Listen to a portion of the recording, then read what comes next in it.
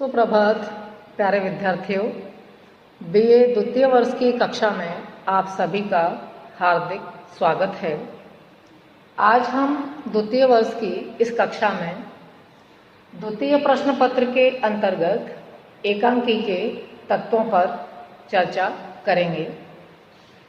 तत्वों पर आज हमने जो इसको भाग 2 नाम दिया है, क्योंकि इससे पूर्व भी हमने जो है कथावस्तु और कथोपकथन 2 तत्वों पर चर्चा की थी, जिसे हमने भाग 1 नाम दिया था। आज जो है हम इस व्याख्यान के अंतर्गत एकांकी के मुख्य रूप से 3 तत्वों पर चर्चा करेंगे: पात्र एवं चरित्र चित्रण, भाषा शैली एवं उद्देश्य। सर्वप्रथम जो है हम पात्र एवं चरित्र चित्रण को देखते हैं कि एकांकी में जो है एकांकीकार इसका किस प्रकार से प्रयोग करता है और एकांकी के लिए या एकांकी की रचना करने के लिए इसकी आवश्यकता क्यों रहती है। पात्र एवं चरित्र चित्रण को देखें तो एकांकीकार कथानक को मूर्त रूप देने के लिए पात्रों की सृष्टि करता है, क्योंकि कोई भी एकांकीकार जब एकांकी की रचना करना चाहता है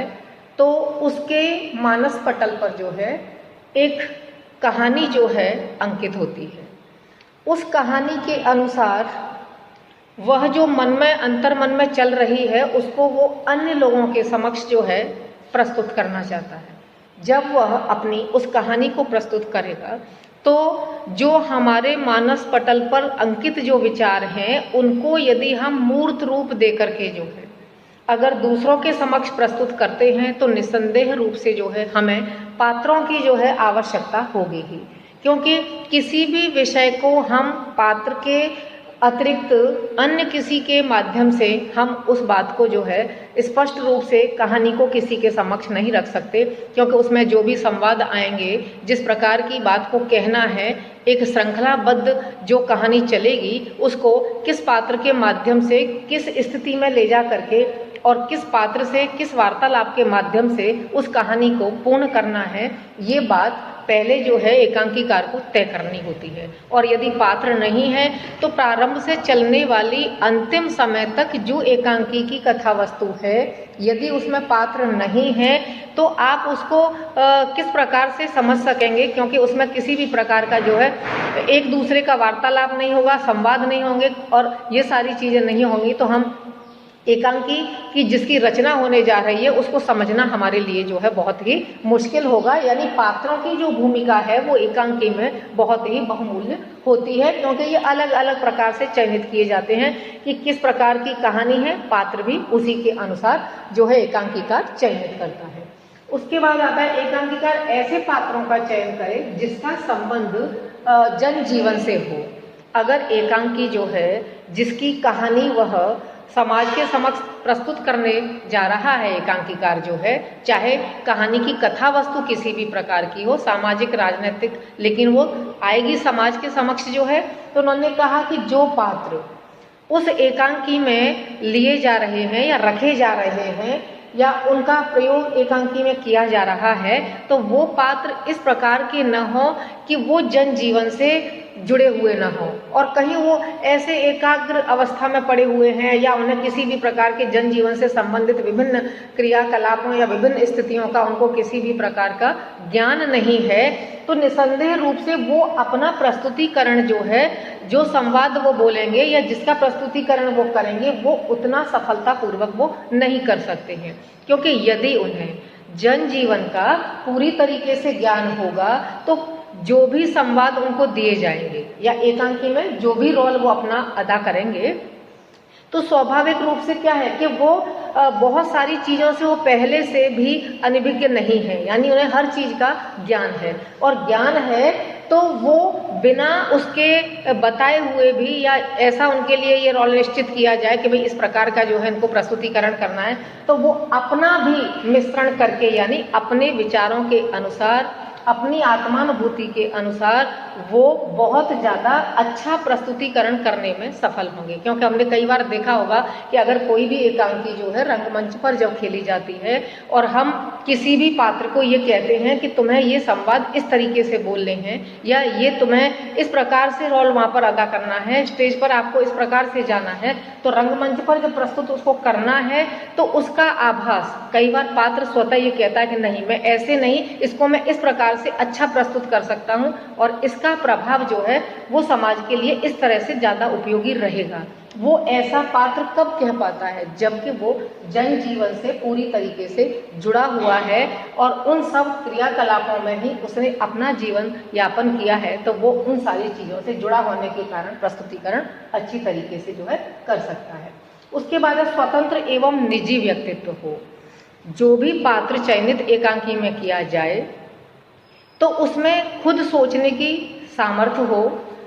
कि मैं इस कार्य को इस प्रकार से कर सकता हूँ या मैं उसको और अधिक कुशलता से इस प्रकार से प्रस्तुत कर सकता हूँ। और वो कोई भी पात्र एकांकी में इसका प्रस्तुतिकरण जब ही कर सकता है कि जब इसमें आया कि निजी व्यक्तित्व, क्योंकि बहुत सारे पात्र किस प्रकार के हैं कि अगर उनको जितना निर्देशित किया जाए, जिस स्थिति में उनको रख दिया जाए, वो यथावत उसी स्थिति में रहते हैं। यदि आपने स्थिर खड़े होने के कहा तो वो खड़ा ही है, यदि एक संवाद को इतना बोलने के लिए कहा जाए उतने से वो एक शब्द भी आगे पीछे करने को तैयार नहीं होते हैं। तो ऐसी स्थिति में क्या है कि यदि आप रंगमंच पर एकांकी को खेल रहे हैं और वहाँ पर यदि आपके संवादों में किसी भी प्रकार का कोई भी तालमेल नहीं बैठा, तो आप में ये कुशलता होनी चाहिए। वो कब होगी? जब आपका खुद का निजी व्यक्तित्व होगा, तो आप वहाँ पर एक अनुपात के अनुसार जो है अपना प्रस्तुतिकरण करके और बहुत सारी जो कमियां हैं जिनको दूसरा व्यक्ति सरलता से देख भी नहीं पाए, आप उनको छिपा करके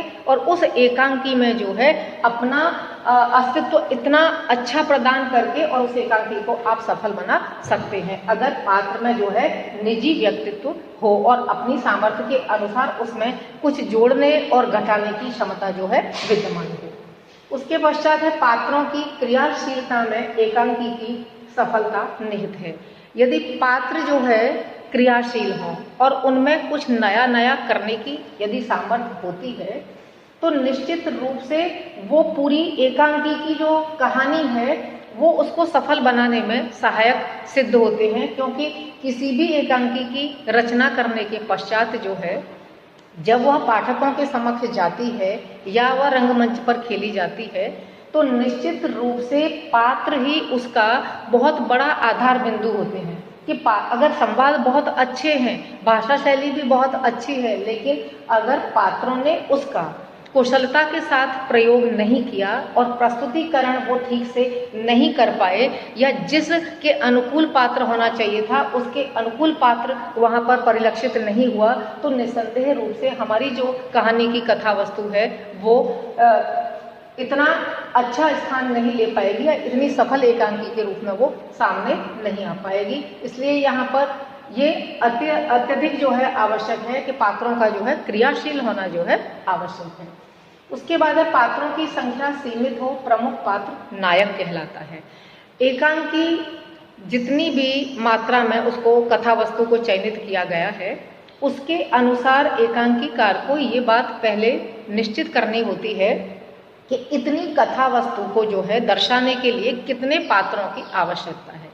यदि एकांकी की कथा वस्तु जो है विस्तृत है यानी बड़ी है और उसके बाद पात्रों की संख्या बहुत छोटी है, कम है, तो अगर ऐसा होगा तो पात्र क्या है कि पात्रों की बार बार पुनरावृत्ति होगी। क्योंकि बार बार हमको ऐसा लगेगा कि 2 या 3 पात्रों से ही सारी कहानी को जब पूर्ण किया जाता है, तो बार बार जो है हमारी रोचकता या उसके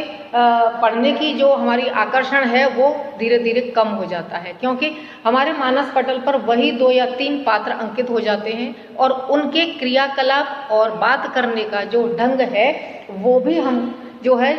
प्रथम कुछ संवादों में ही वो उससे भी हम अवगत हो जाते हैं कि इनके आगे के संवाद भी ठीक इसी प्रकार के होंगे। और यदि पात्र जो है नए पात्र यदि हमारे समक्ष आते हैं, तो हम पूर्व के पात्र की अपेक्षा जो है नया पात्र जो है किस कुशलता के साथ किस अंग भंगिमा के माध्यम से किस प्रकार से जो है वो अपने संवाद को प्रस्तुत करेगा या उस एकांकी में वो किस प्रकार से उभर करके आएगा। ये जो चीज है वो हमें नए पात्र की तरफ आगे बढ़ने के लिए प्रोत्साहित करती है, जिससे कि एकांकी की कथा वस्तु क्या है, आगे बढ़ेगी, नया पात्र हम देखने की जिज्ञासा से हम आगे जो है उसको पढ़ना जो है प्रारंभ करेंगे। तो संख्या जो है इतनी अधिक मात्रा में भी ना हो, ये तो मैंने कम की दृष्टिकोण से बताया, लेकिन यदि अधिक है तो क्या होगा, संवाद तो कम है, कथा वस्तु छोटी है और पात्र यदि उसमें आवश्यकता से अधिक जोड़ दिए गए हैं तो निश्चित रूप से क्या होगा कि पात्र पूरी तरीके से अपने संवादों को प्रस्तुत करने का उनको अवसर ही नहीं मिलेगा, क्योंकि पात्र अधिक होंगे तो उनको 2 संवाद मिले, उसके पश्चात वो पूरी एकांकी में दोबारा से हमको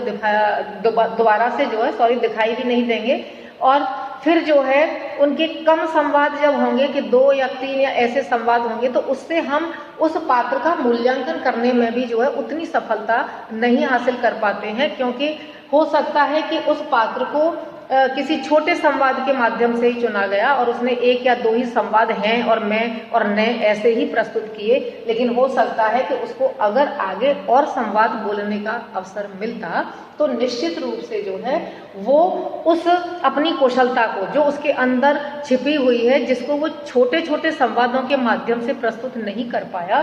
तो वहां पर जो है वो उसको प्रस्तुत कर पाता यदि उसको अवसर मिलता। तो यानी पात्र का अनुपात में इस प्रकार का प्रयोग हो कि न तो उसको इतने अधिक जो है बार बार वो उसको दर्शाया जाए और न ही इसकी इतनी कम मात्रा हो कि वो आपको जो है फिर बार बार उसका जो है पुनरावृत्ति के रूप में जो है देखने को मिले। इसके बाद हम एक बिंदु और बचता है कि प्रमुख पात्र नायक कहलाता है। जब भी एकांकी की रचना की जाती है तो वो किसी एक पात्र के माध्यम से उसको पूर्ण नहीं किया जा सकता है, क्योंकि किसी भी कहानी को प्रस्तुत करने के लिए हमें कई पात्रों की आवश्यकता होती है।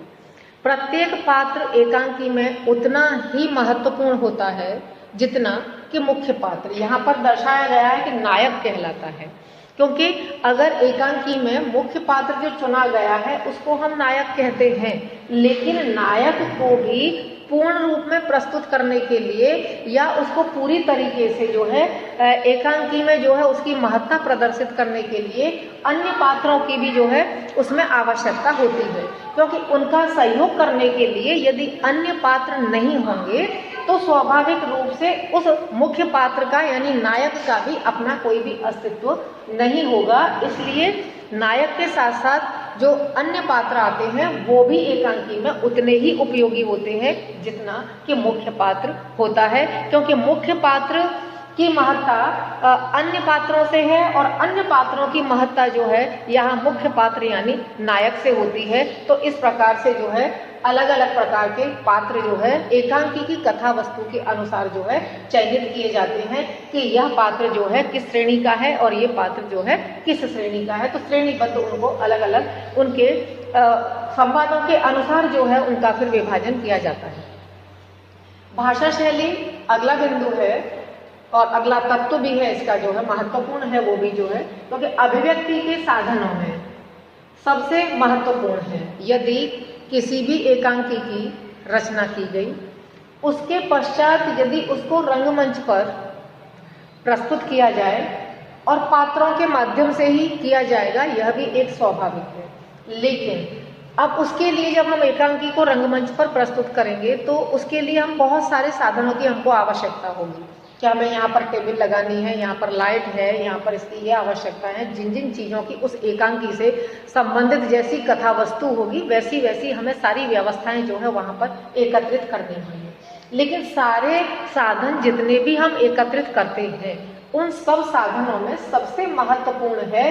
भाषा, क्योंकि भाषा जो है अभिव्यक्ति का माध्यम है। जब तक हम किसी भी भाषा के माध्यम से उन संवादों को रंगमंच पर जो है प्रस्तुत नहीं करेंगे तो एकांकी की कथा वस्तु क्या है इस बात को जो है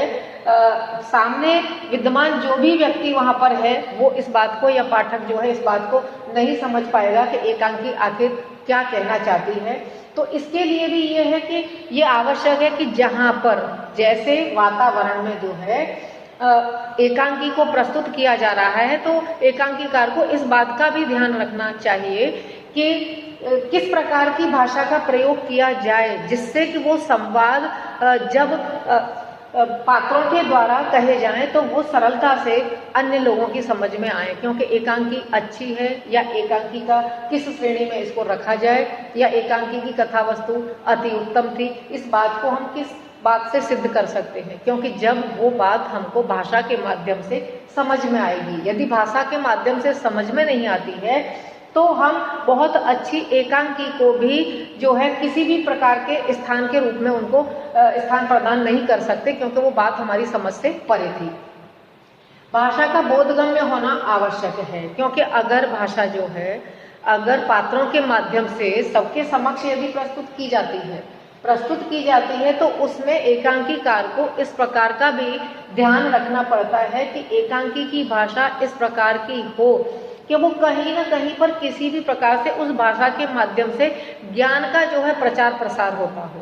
और वह लोगों के लिए ज्ञान वृद्धि करने के लिए जो है वो लाभदायक होती हो। भाषा साथ साथ बहुत ही सरल भी हो, सुगम भी हो, पात्र एवं परिवेश के अनुकूल हो। जिस प्रकार के पात्र हैं, आपने एकांकी में जिस प्रकार के पात्रों का चयन किया है,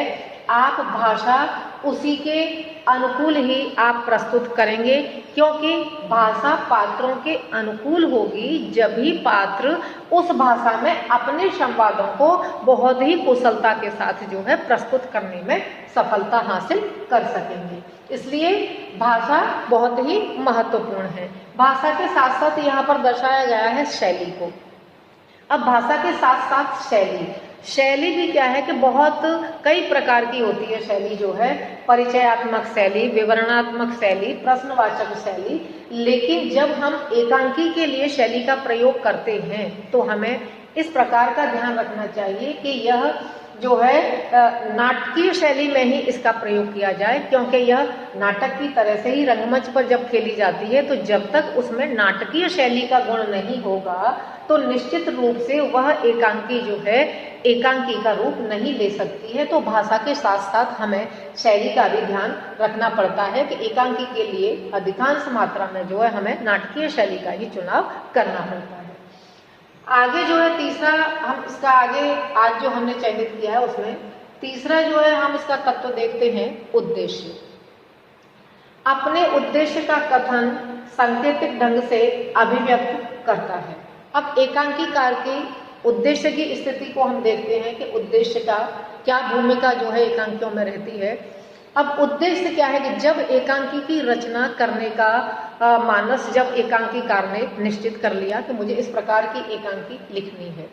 अब एकांकी की कथा वस्तु जब उसके मानस पर आती है उससे पूर्व ही यह भी निश्चित हो जाता है कि इस एकांकी के माध्यम से उसको किस समस्या को या किस विषय को जो है समाज के समक्ष उजागर करना है। जब ये विषय जब आएगा तो वहां पर क्या है, यहाँ पर बताया है कि संकेत के ढंग से एक विषय ऐसा होता है कि हमने सीधे सीधे अपनी कहानी में किसी विषय को सीधा सीधा प्रस्तुत कर दिया। अगर हमने सीधा सीधा प्रस्तुत किया तो निसंदेह रूप से वो समाज के कुछ भाग यानी कुछ हिस्से के लिए वो इतना घातक भी हो सकता है कि उसके दो पहलू, दो रूपों में वो विभक्त हो सकती है एकांकी, कि कुछ लोग जो उसे उस पक्ष से जुड़े हुए हैं जिसकी हो सकता है कि उस एकांकी में किसी भी पक्ष की जो है आलोचना की जाए, जो है अगर आलोचना की जाए तो ऐसा नहीं है कि समाज के कुछ हिस्सा ऐसा हो सकता है कि उस आलोचना के घेरे में आता हो या उस आलोचना से ही जुड़ा हुआ हो। तो ऐसे लोग क्या है कि पूर्व में ही एकांकी का देखने से पूर्व या अध्ययन करने से पूर्व वो उससे अपना एक जो दायरा है वो अलग निश्चित कर लेंगे, क्योंकि सीधा सीधा क्या है कि उनके ऊपर जो है कोई टिप्पणी होती है तो फिर वो उसको पसंद नहीं करते। लेकिन यहाँ पर एकांकीकार की कुशलता क्या है कि विषय को पूरी तरीके से प्रस्तुत भी करें और संपूर्ण समाज के जितने भी व्यक्ति हैं या जितने भी पहलू हैं उनको वो एक बंधन में या एक तार में या एक सूत्र में बांध करके भी रखे। उसका कुशल जो है कार्य यह है कि अपनी बात को वो सीधे सीधे न कह करके जो है संकेत प्रणाली के माध्यम से कहे। तो तो संकेत प्रणाली में क्या है कि सीधा सीधा किसी के ऊपर जो है आरोप या किसी प्रत्यारोपण ऐसा कुछ भी नहीं होता है, क्योंकि वो तो एक संकेत मात्र है, वो संकेत तो सभी से संबंधित है। इसलिए किसी एक विशेष व्यक्ति या एक विशेष समूह से जो है वो चीज जो है सीमित दायरे में जो है सीमित नहीं रह पाती है। इसलिए जो है सांकेतिक ढंग से ही अपनी बात को जो है प्रस्तुत करना चाहिए, अपने उद्देश्य को जो है। कथा वस्तु के अनुसार एकांकी के उद्देश्य होते हैं। ये बात बिल्कुल सत्य है कि जब किसी भी एकांकी की कथा वस्तु जिस रूप में एकांकीकार के माध्यम से हमारे समक्ष आती है, तो उस एकांकी में कथा वस्तु के साथ साथ, क्योंकि कथा वस्तु जब चयनित की गई तो निश्चित रूप से किसी उद्देश्य से ही वो चयनित की गई, और वह उद्देश्य जो है अब उस एक एकांकी के माध्यम से, ऐसा भी आवश्यक नहीं है कि उस एकांकी में कोई एक ही उद्देश्य जो है उसमें निहित हो सकता है कि एकांकीकार उसके माध्यम से एक ही कहानी के माध्यम से, यानी एक एकांकी की कथा वस्तु के माध्यम से जो है वह अपने कई उद्देश्य दर्शाना चाहता हो, ऐसा भी हो सकता है। लेकिन यह बात कि एक कहानी की कथा वस्तु पर निर्भर करेगी कि उस एकांकी की कथा वस्तु किस प्रकार की है और उस कथा वस्तु के आधार पर जो है कितने उद्देश्य को दर्शाया जा सकता है, एक उद्देश्य, दो उद्देश्य या किस प्रकार के उद्देश्यों से। तो हम कई बार किसी एकांकी को पढ़ने के पश्चात जो है या देखने के पश्चात जो है हम ये बिल्कुल स्पष्ट कर लेते हैं कि ये इसमें दो उद्देश्य समाहित है, इसका एक उद्देश्य ये हो सकता है और ये दूसरी ओर ये उद्देश्य भी प्रस्तुत करती है। तो इसलिए यहाँ पर यह है कि कथा वस्तु के अनुसार ही जो है उसमें उद्देश्य निहित रहते हैं, क्योंकि अगर कथा वस्तु जिस प्रकार की है उद्देश्य भी एकांकीकार को उसी के अनुसार चयनित करना पड़ेगा। ऐसा नहीं है कि कथा वस्तु किसी दूसरे दिशा में जा रही है और उसके उद्देश्य आप दूसरी दिशा में दर्शाते हैं, ऐसा नहीं है, क्योंकि उद्देश्य जो है उसी कथा वस्तु के अनुसार ही निहित होते हैं। अंतर विरोध विषमताओं की आलोचना व्यंग्यात्मक ढंग से हो। अगर स्वाभाविक है कि जब हम किसी भी एकांकी को एक कथा वस्तु बना करके जब सबके समक्ष प्रस्तुत कर रहे हैं, तो निश्चित रूप से क्या है कि हमारे अंतर्मन को कोई भी कहानी कब कुरेदती है, जब कोई भी विषय हमको उद्वेलित करता है या हम उससे सहमत नहीं हैं या उस विषय से हमें अत्यधिक पीड़ा होती है, तो हम क्या है कि अपनी बात को एक सीधे सीधे तौर से किसी के समक्ष प्रस्तुत कर पाए, इतनी यदि हमारे अंदर क्षमता नहीं है और कहना हमारे लिए अत्यधिक आवश्यक है। तो ऐसी स्थिति में क्या होता है कि हमने अपनी एकांकी की कथा वस्तु को जो है प्रस्तुत करके जो हमारे मन में अंतर विरोध और दूसरों के प्रति जो है विषमताओं का जो भाव भरा हुआ है, वो सारी चीजें हैं, उनकी हम आलोचना व्यंग्यात्मक ढंग से करें, यानी हम उनकी उस बात को कहें कि उनमें क्या क्या कमियां हैं या ये और लोगों के लिए ये पक्ष किस प्रकार से दुखदायी है या समाज के लिए इनका होना कितना घातक है या इसमें इस चीज के बदलाव की स्थिति है। ये अगर हम जब कहें अपनी एकांकी के माध्यम से, तो हम उसको व्यंग्यात्मक ढंग से कहें। व्यंग्यात्मक ढंग से कहेंगे तो समझने वाला जो है उस व्यंग्यात्मक शैली के माध्यम से जो है या उस प्रणाली से जो है उसको बहुत अच्छी तरीके से समझ जाएगा और हम अपने विषय को भी जो है दूसरों के समक्ष रख पाएंगे और सीधा सीधा जो है हम किसी पर आरोप भी नहीं लगा पाएंगे। इससे हमें इस प्रकार का लाभ होता है। तो इस तरीके से जो है आज हमने इस व्याख्यान में एकांकी के भाग 2 के अंतर्गत 3 तत्वों पर चर्चा की है। पात्र एवं चरित्रण, भाषा शैली एवं उद्देश्य। और आज के इस व्याख्यान को हम यहीं पर समाप्त करते हैं। धन्यवाद।